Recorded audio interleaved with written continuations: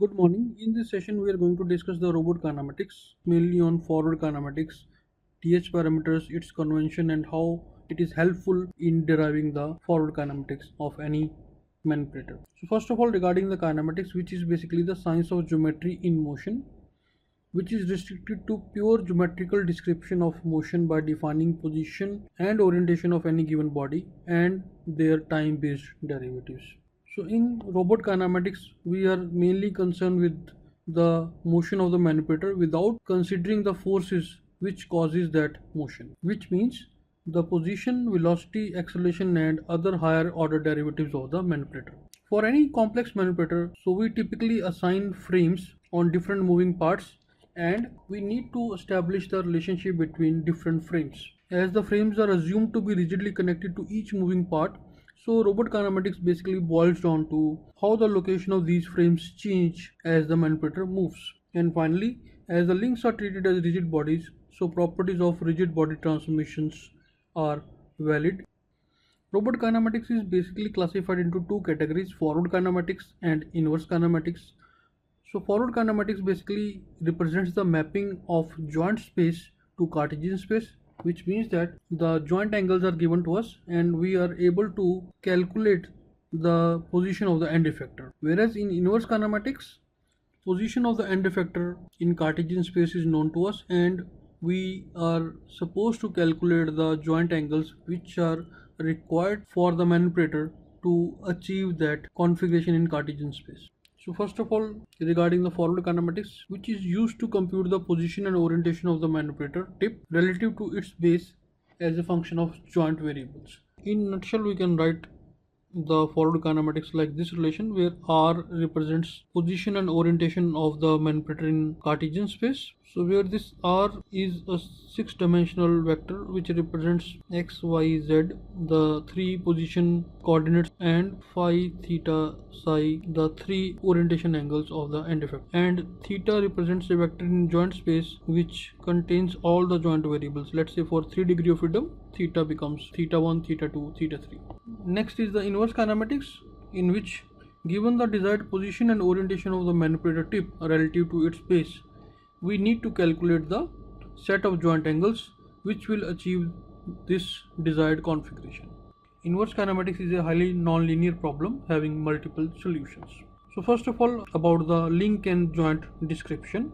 So any given manipulator can be represented as a set of bodies or links which are connected in a serial chains by joints, where joints represents the connection between two adjacent links like shown in this figure.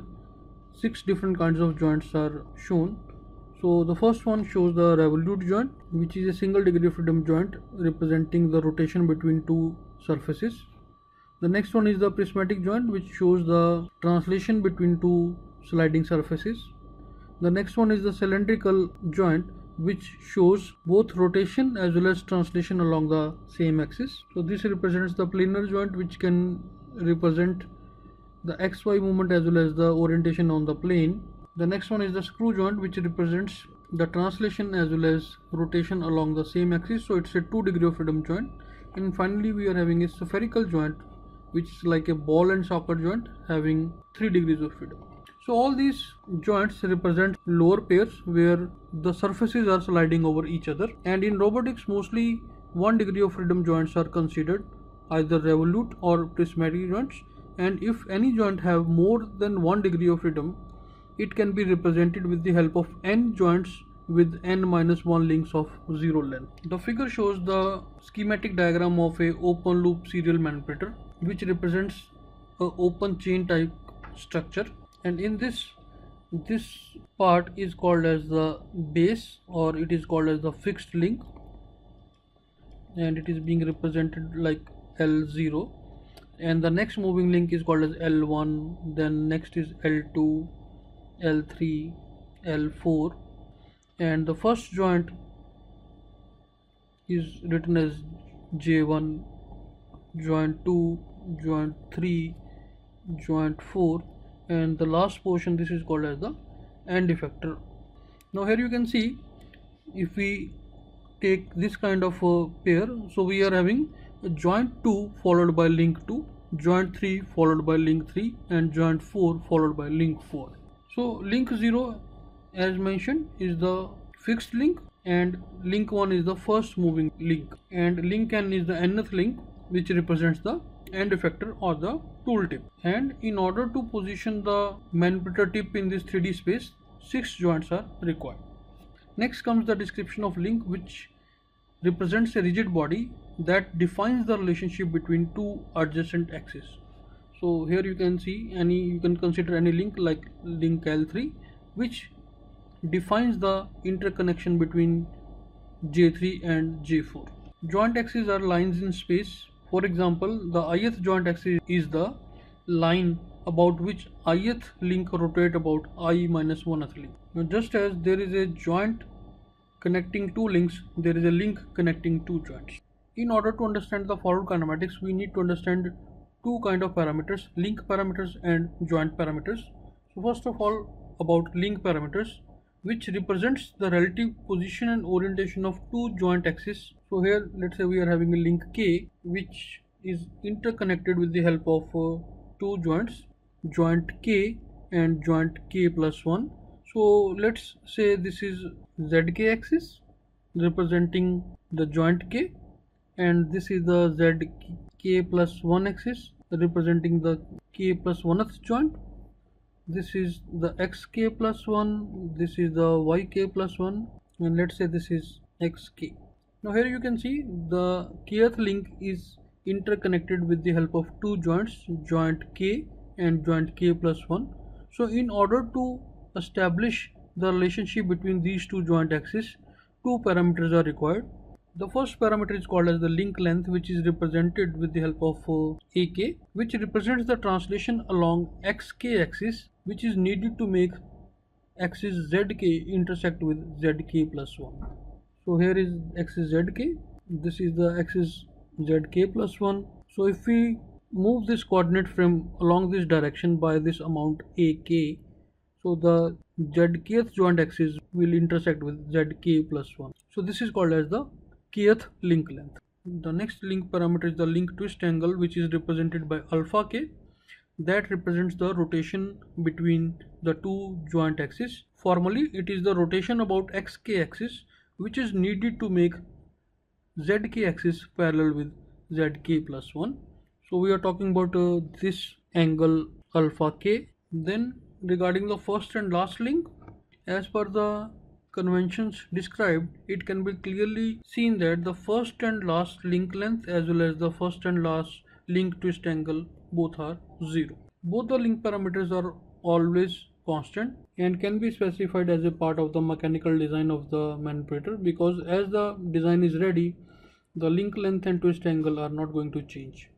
And finally, the link length is unsigned also, because link length represents a physical quantity which cannot take a negative value, whereas the link twist angle can take positive as well as negative value depending upon the clockwise or counterclockwise rotation of the joint axis.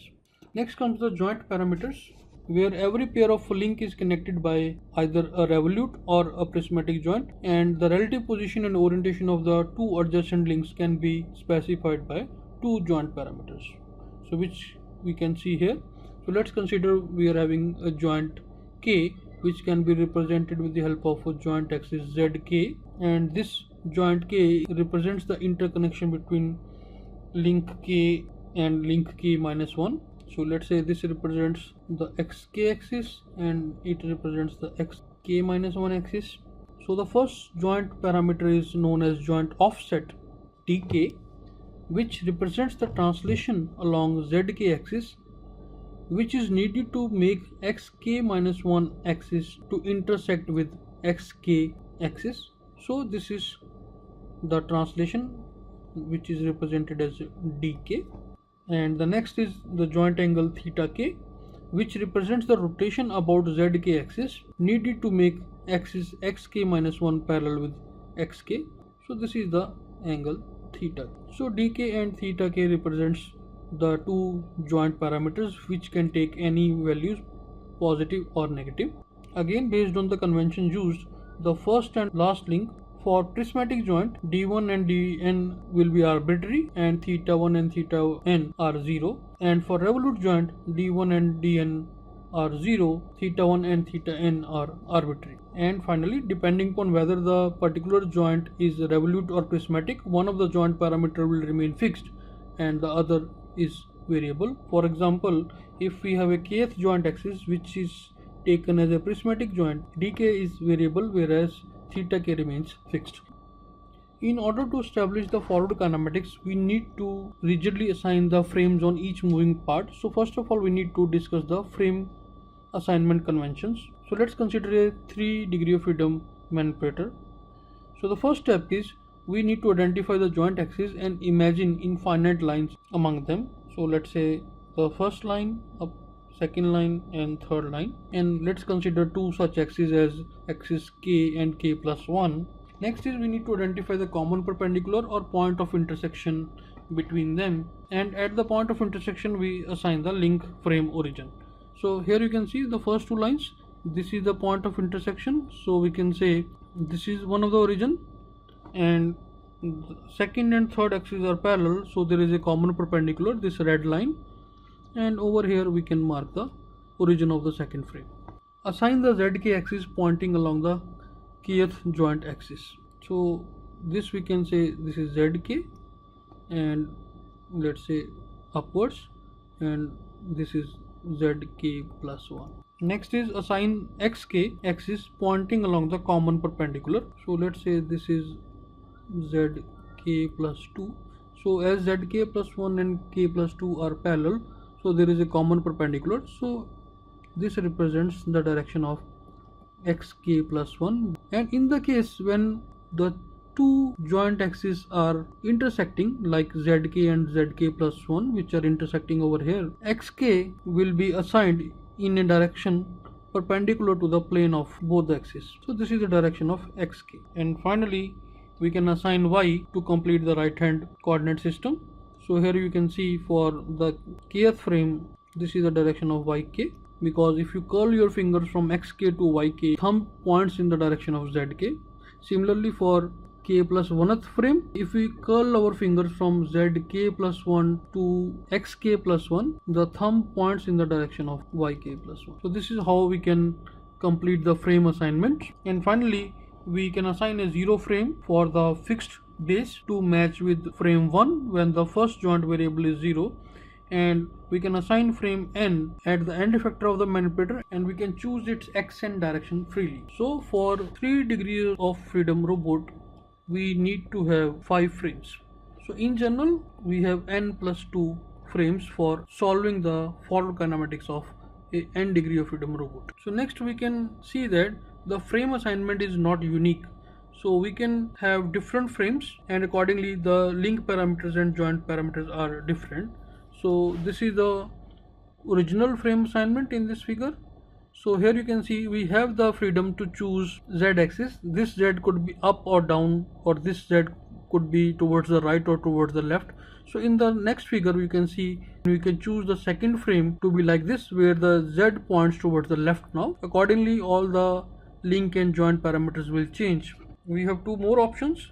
So in this you can say x1 is taken inside the plane of the board with z1 towards the right, and in the last figure we can see x1 is again taken in the plane of the board where z2 is taken towards the left hand side. So there are many options in which we can assign the frames, which justifies that frame assignment is not unique. But in the end, whatever frame assignment we will do, if we have followed the conventions in a systematic manner, the end result, which is the description of the tooltip with respect to the base of the robot, that should come out to be seen. Next comes the DH parameters, which are developed by Danawitt and Hartenberg in 1955, and according to which 4 parameters are assigned for each link, which we can see in this video. Consider this 1 degree freedom robot where 2 frames are assigned, frame 0 and frame 1. Frame 0 is assigned at the base of the robot and frame 1 is assigned at the tip of the robot, and there are 4 parameters which are used to establish the relationship between frame 1 and frame 0. All these 4 parameters can be changed with the help of these 4 bars. So the red one bar represents the common normal, the blue one represents the distance along the previous z, where theta is the angle rotated about the previous z. Here we can see from the top view also. So this is the angle theta, rotation about the previous z axis. So this is, you can see the link length, the distance along the common normal, and finally alpha represents the rotation between the two z axis. As you change the value of alpha, you can see the frame 1 rotates, which shows that the angle between the two respective z axis keeps on changing. So this is basically to understand what are these four parameters and how they are going to affect the relationship between the two frames. In order to map the ith frame to I minus 1th frame, let's define three intermediate frames, that is frame R, frame Q and frame P, and let's try to understand how they are different from the other frames.